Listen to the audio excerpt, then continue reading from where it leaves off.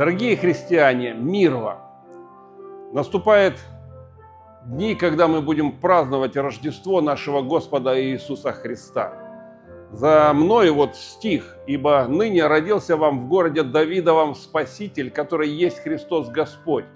Это слово сегодня обращается к каждому из нас, каждому, кто является христианином, кто считает себя христианином, кто познал этого младенца и в ком этот младенец возрос в мужа совершенного.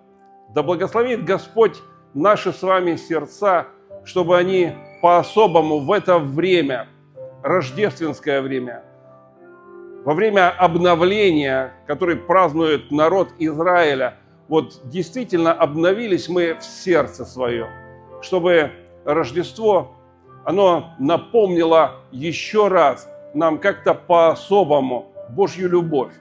Да благословит Господь каждое сердце и наполнится наше сердце хвалою нашему Богу, совершившему наше с вами искупление. Да благословит Господь нас, чтобы еще те, которые не знают Господа, они приняли младенца как своего личного Спасителя и этим прославили всемогущего Бога. Слава Ему!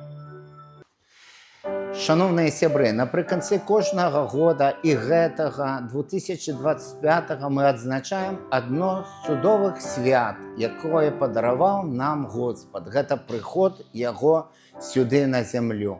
Гэтае свята вельмі являецца цёплым, радзільным, утульным, таму што маленькае дзіцятка, народжаны Иисус Христос, з'яўляецца не толькі збавителем, з'яўляецца і святлом, той зоркай, якая з'явілася в Вифлееме і якая, гэта маё пажаданне, каб асвечвала ваш шлях у неба, каб кожны дзень гэты Ісус народжваўся у вашым сэрцы, каб Ён не быў, як часта малююць, маленькі, а гэта быў магутны Бог, які вам дапамагаў.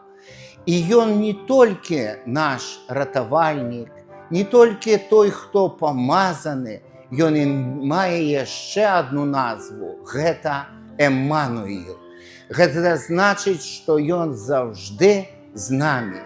Хай у вашым жыцці гэта зорка Вифлеема, Ісус Христос, заўсёды асвячае ваш шлях. Хай магутны Бог Эммануил заўсёды будзе з вами, з радством Христовым. Христос нараджаецца, будзем уславляць Яго.